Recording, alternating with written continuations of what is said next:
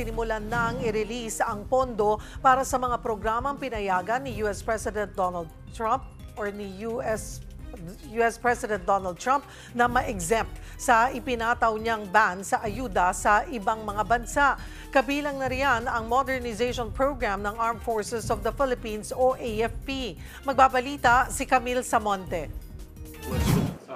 5.3 billion US dollars. Yan daw ang kabuang halaga na exempt sa foreign aid freeze ni US President Donald Trump base sa exclusive report ng Reuters.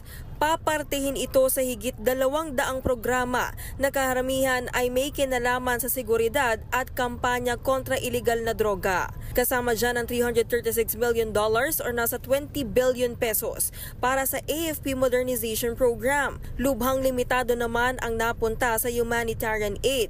Pinakamalaki na yung $500 million para sa United States President's Emergency Plan for AIDS Relief o PEPFAR na nagpopondo ng healthcare services sa Africa. Kumpara yan sa dating annual funding nito na $6.5 billion. Ang USAID wala pang $100 million ang natanggap mula sa $40 billion na taunang budget nito noon. Sa harap naman ng bumabang ayuda ng Amerika sa bansa, nagkasundo naman ang Pilipinas at Japan na paigtingin ang kooperasyon. Kapwa nagkasundo sina Defense Secretary Gilbert Teodoro at Japanese Defense Minister Gen Nakatani na ipaglaban ang kapayapaan at malayang Indo-Pacific region.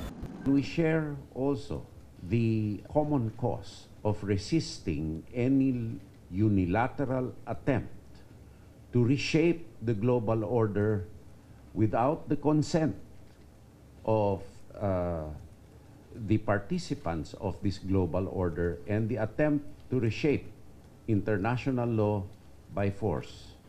The security environment surrounding us is becoming increasingly severe, and that it is necessary for the two countries as strategic partners to further enhance defense cooperation and collaboration in order to maintain peace and stability in Indo-Pacific amid such a situation.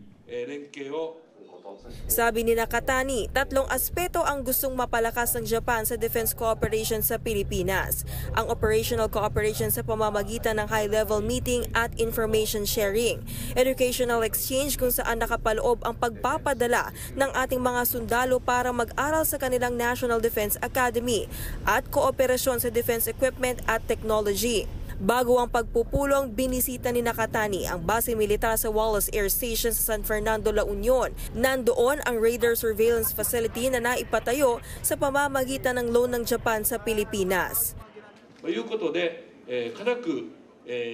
I was very encouraged by my close observation that Japanese air surveillance radar systems are making an extremely large contribution to the air defense of the Philippines and peace and stability in the South China Sea.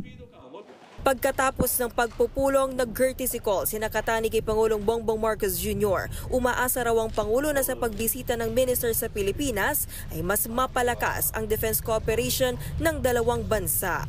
Para sa 1PH, Camille Samonte, News 5.